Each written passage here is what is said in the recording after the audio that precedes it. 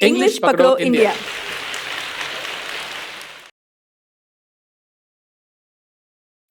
Hi, I'm Joseph. Hi, I'm Shiny and welcome to English English पकड़ो पकड़ो India. India. English की grammar सीखना एक बात है, लेकिन इंग्लिश बोल पाना अलग बात है। हमारी क्लासेस में ना केवल आप ग्रामर सीखेंगे बल्कि हम आपको कुछ ऐसी एक्सरसाइजेस देंगे जिससे आप इंग्लिश अच्छे से बोलने भी लगेंगे। हमारी क्लासेस में 3 कैटेगरीज हैं, लेवल 1 बेसिक, लेवल 2 इंटरमीडिएट और लेवल 3 एडवांस्ड। हमारे हर वीडियो के थंबनेल में उस क्लास का लेवल लिखा होगा। हमारी क्लासेस में अलग अलग राउंड्स भी होंगे जिनमें आप भी पार्टिसिपेट करेंगे, जैसे ब्रेन ट्विस्टर, दिमाग घुमाओ, बजर राउंड, एरर राउंड, ज्ञान। इन सब राउंड्स के माध्यम से आप जल्दी इंग्लिश बोलने लगेंगे। तो आइए शुरू से शुरू करते हैं। हर भाषा की शुरुआत अक्षरों से होती है, फिर अक्षरों को जोड़कर बनते हैं शब्द, फिर शब्दों को जोड़कर बनते हैं वाक्य, जिनसे कोई भी भाषा बोली और समझी जाती है। जैसे हिंदी के अक्षरों में होता है अ, आ, ई, उ इत्यादि, जिनको हम वर्णमाला कहते हैं। वैसे ही इंग्लिश के अक्षरों को हम अल्फाबेट्स कहते हैं। इंग्लिश में 26 यानी 26 अल्फाबेट्स होते हैं। तो कौन से हैं वे alphabets? A B C D E F G H I J K L M N O P Q R S T U V W X Y Z। तो ये थे इंग्लिश के अक्षर यानी अल्फाबेट्स। अब मैं थोड़ा बेसुरा गाता हूँ ना, इसलिए मैम ने गा दिया। तो अब आगे शब्द यानी वर्ड। तो इंग्लिश में अल्फाबेट्स को जोड़कर बनते हैं वर्ड्स, जैसे A for apple, B for book, C for cat, D for dog, E for elephant. ये आपको किसी भी नर्सरी स्कूल की किताब में मिल जाएंगे, जिसे आप मार्केट से खरीद कर पढ़ सकते हैं। वाक्य यानी सेंटेंसेस।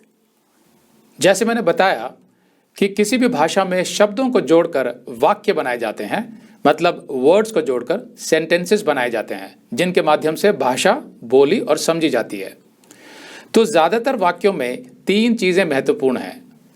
पहला है संज्ञा। संज्ञा क्या होती है?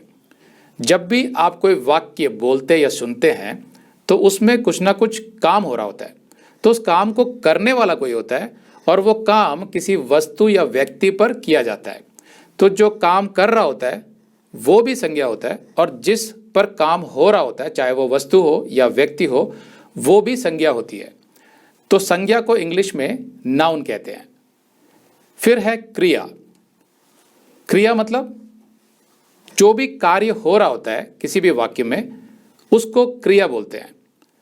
तो एक तो हो गया करने वाला और दूसरा वो कार्य जो किया जा रहा है, तो वो है क्रिया, और क्रिया को इंग्लिश में वर्ब कहते हैं। फिर है काल या समय, मतलब जो भी कार्य हो रहा है वो किसी ना किसी समय में हो रहा है।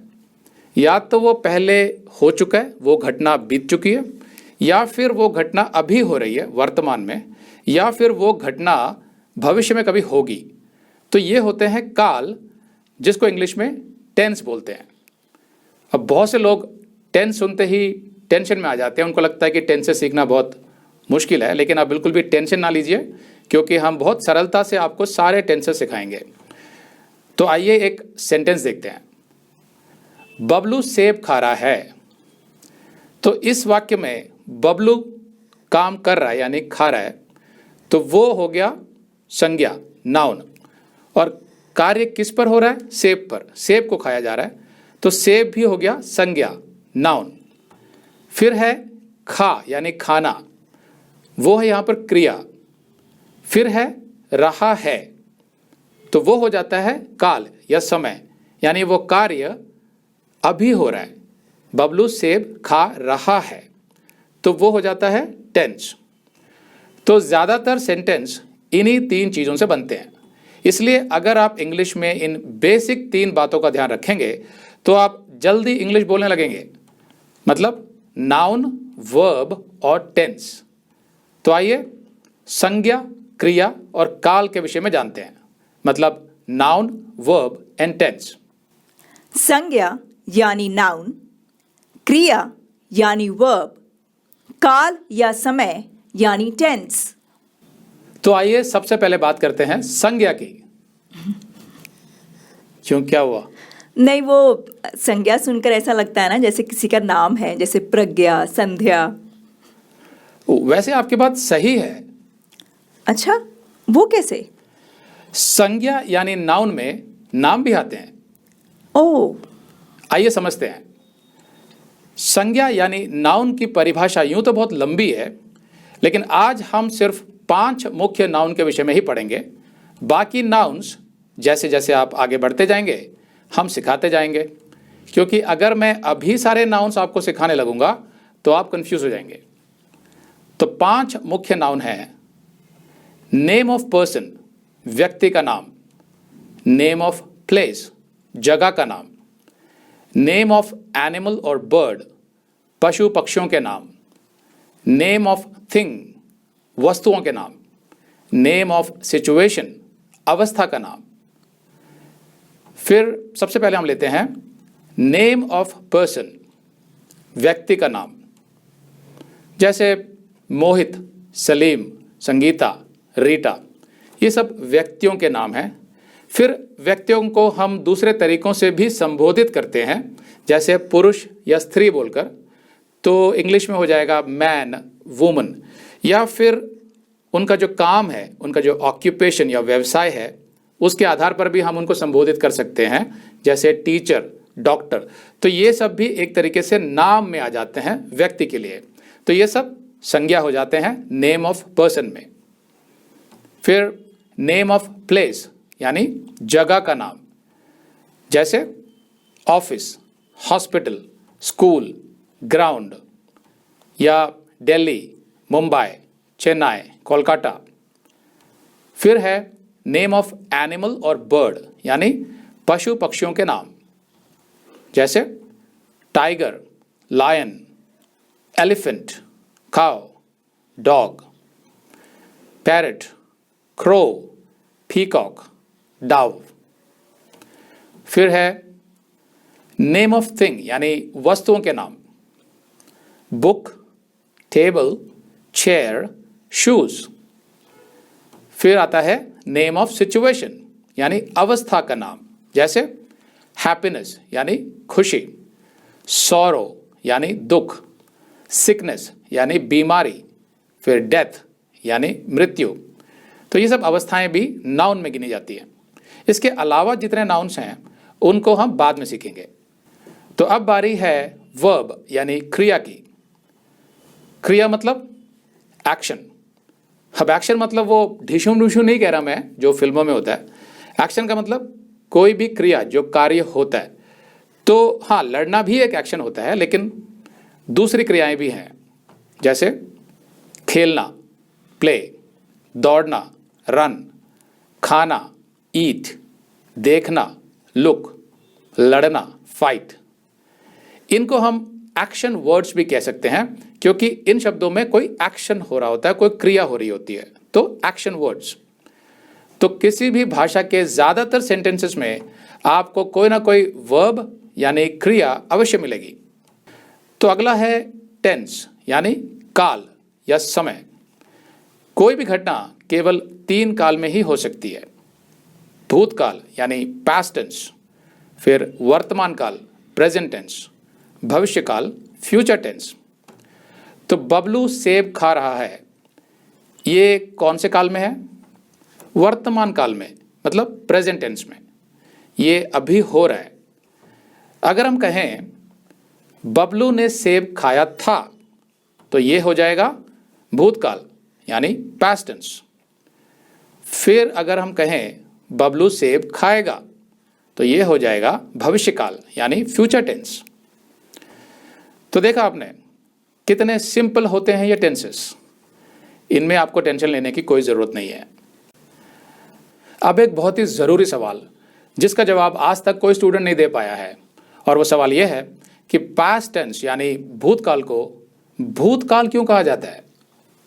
क्या आपको कुछ पता है मैम इसके बारे में? वेल, मेरे ख्याल से जो बीत गया उसे भूतकाल कहते हैं। अरे भाई, लेकिन जो बीत गया उसका भूत से क्या कनेक्शन? उसमें कोई भूत तो आता नहीं है जो आप उसे भूतकाल कहते हैं।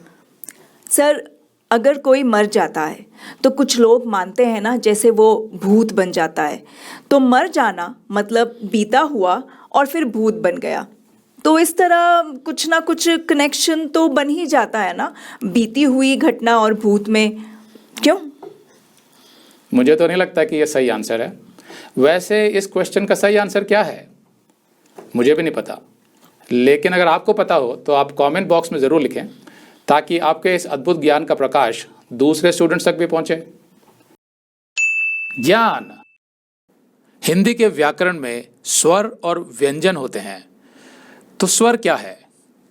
हमारे मुंह से कोई भी जो साउंड अर्थात ध्वनि या आवाज़ निकलती है जिसमें हमें अपनी जीभ का प्रयोग नहीं करना पड़ता, मतलब जीभ को ऊपर पैलेट यानी तालू से नहीं टकराना पड़ता, या जीभ को पीछे की ओर मोड़ना नहीं पड़ता, या जीभ को कसना नहीं पड़ता, बस सिर्फ मुंह से आवाज़ निकालनी होती है, उनको स्वर बोलते हैं।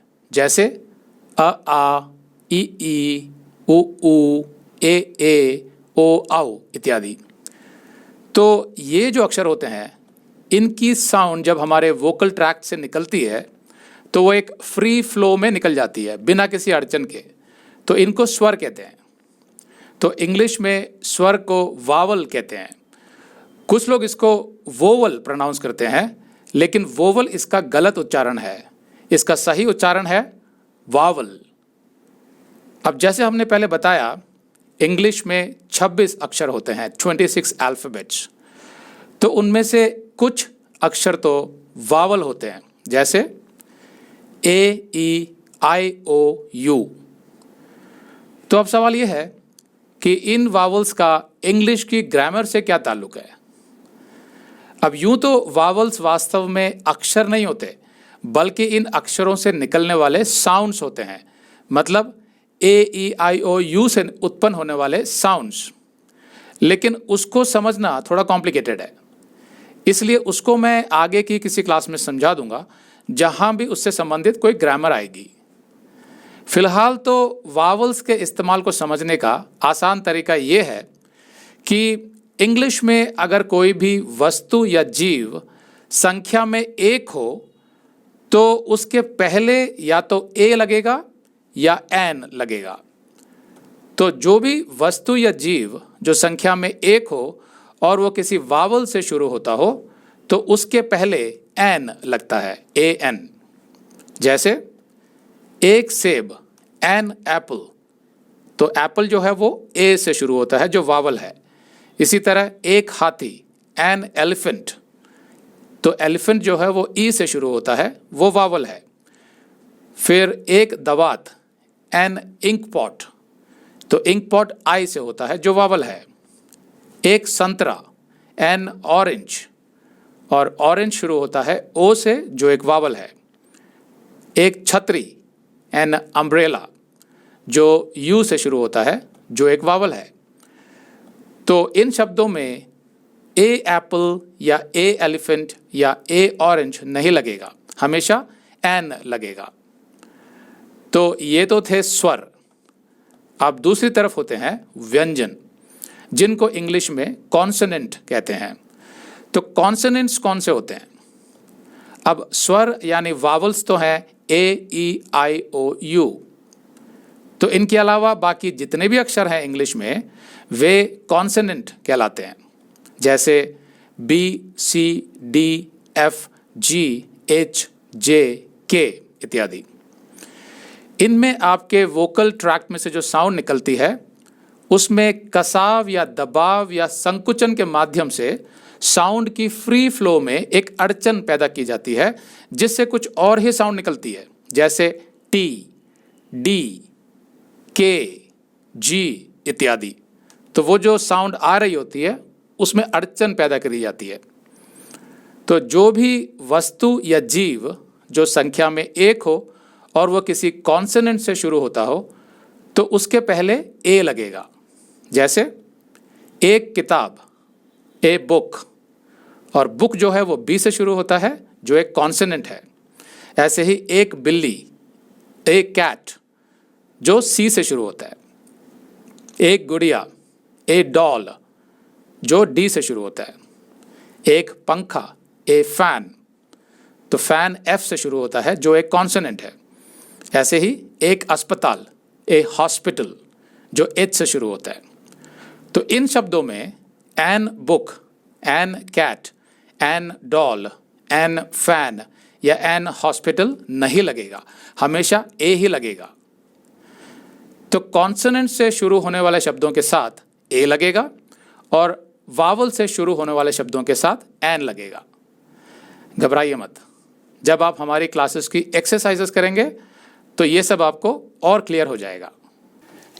Sir, may I ask you a question? Yes, ma'am. How long would it take for our students to speak proper English? Well, if they are persistent and they watch all our videos regularly and also do all the exercises that we suggest in our videos, then they should be able to speak reasonable English within 6 months to 1 year. अब जो आपने ये conversation सुना वो English में था, लेकिन आप काफ़ी हद तक समझ गए होंगे, फिर भी हम आपको हिंदी में ट्रांसलेट कर देते हैं। सर, क्या मैं आपसे एक सवाल पूछ सकती हूँ? पूछिए मैम। हमारे स्टूडेंट्स को कितना टाइम लग जाएगा सही इंग्लिश बोलने में? अगर वो दृढ़ता से ये निश्चय कर लेते हैं कि हमें इंग्लिश सीखनी ही है तो वो सीख सकते हैं, अगर वो रेगुलर हमारे वीडियोस देखें और वो सारी एक्सरसाइजेस करें जो हम इन वीडियोस में उनको समझाएंगे। तब वो 6 महीने से लेकर 1 साल के अंदर अंदर एक ठीक ठाक इंग्लिश बोल पाएंगे। हाँ, मैं ये मानता हूँ कि कुछ ऐसे इंस्टीट्यूट्स हैं जो कहते हैं कि आप 15 दिन में बहुत अच्छी इंग्लिश सीख सकते हैं, 30 दिन में आप फर्राटेदार अंग्रेज़ी बोलने लगेंगे, या 3 महीने में तो आप वैसी अंग्रेज़ी बोलने लगेंगे जैसे अंग्रेज़ बोलते हैं। तो उन सब इंस्टीट्यूट्स के सामने तो हम सिर्फ हाथ ही जोड़ सकते हैं। हमारे चैनल को सब्सक्राइब करने के लिए आप नीचे सब्सक्राइब बटन दबा सकते हैं, ये फ्री है। साथ में बेल आइकॉन भी ज़रूर दबाएं जिससे आपको हमारे हर नए वीडियो का नोटिफिकेशन मिलता रहे। हमारे वीडियोस के नीचे डिस्क्रिप्शन बॉक्स को ज़रूर पढ़ा करें, उसमें आपके काम के कुछ लिंक्स हो सकते हैं। तो मिलते हैं अगली क्लास में। See you in the next class. तब तक इंग्लिश पकड़ो इंडिया।